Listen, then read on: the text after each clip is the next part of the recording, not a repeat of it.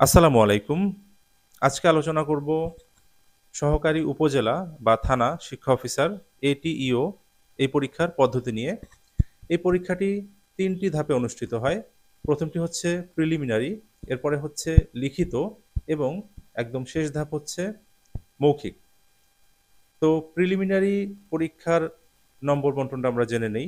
এখানে মোট ১০০ নাম্বারের আপনার পরীক্ষা অনুষ্ঠিত হবে প্রিলিমিনারির ক্ষেত্রে। প্রতি মার্কের জন্য আপনি অর্থাৎ প্রতি প্রশ্নের জন্য আপনি ১ নম্বর করে পাবেন এবং প্রতি ভুলের জন্য অর্থাৎ প্রতি প্রশ্ন ভুলের জন্য আপনার ০.৫ নম্বর করে কাটা যাবে।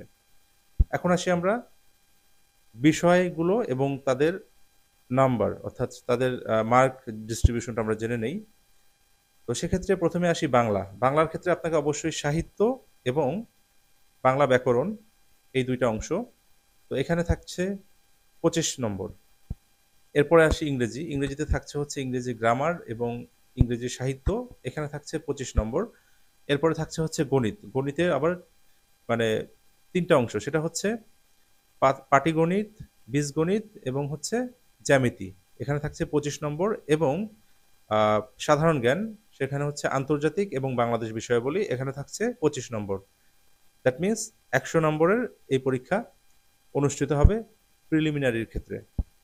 তো আপনি যখন প্রিলি উত্তীর্ণ হবেন, এরপরে আপনাকে অবশ্যই লিখিত পরীক্ষায় অংশগ্রহণ করতে হবে। এজন্য একটা সিলেবাস আছে। আমরা সেটার নম্বর বন্টনটা জেনে নেই। তো এক্ষেত্রে আপনার বাংলা এখানে থাকছে আপনার ৫০ নম্বর। এরপরে ইংরেজি এখানেও থাকছে আপনার ৫০ নম্বর। এরপরে সাধারণ জ্ঞান এখানে থাকছে আপনার ৪০ নম্বর এবং লাস্ট হচ্ছে গণিত এবং মানসিক দক্ষতা এখানে থাকছে ৬০ নম্বর। দ্যাট মিনস আপনার টোটাল হচ্ছে ২০০ নম্বরের লিখিত পরীক্ষা অনুষ্ঠিত হবে।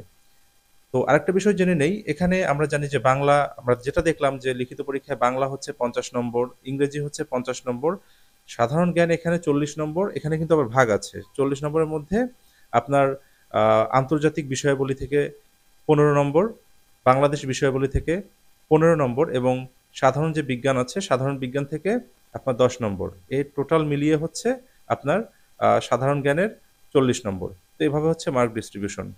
এবার আসি প্রস্তুতি কিভাবে নিতে পারি।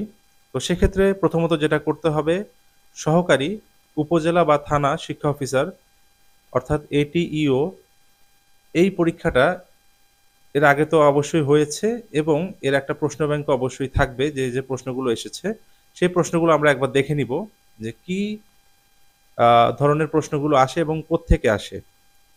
তো সেক্ষেত্রে আমরা কিন্তু দেখতে পাবো অ্যাজ ইউজুয়াল যে পরীক্ষাগুলো আমরা চাকরির প্রস্তুতির জন্য যে মানে পরীক্ষাগুলো দিচ্ছি সেই প্রস্তুতির কিন্তু প্রশ্নগুলোই কিন্তু এখানেও কিন্তু সেম একইভাবেই আসবে।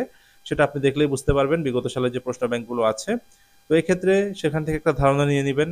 এরপর হচ্ছে বিসিএস এর যে প্রশ্ন ব্যাংক আছে, জব সলিউশনের যে বই আছে সেখান থেকে আপনি ভালোভাবে সলিউশনগুলো করে নিবেন। প্লাস হচ্ছে আপনি বিষয়ভিত্তিকভাবে গুরুত্বপূর্ণ জায়গাগুলো অ্যাজ ইউজুয়াল আপনি ভালোভাবে রিভিশন দিতে থাকবেন।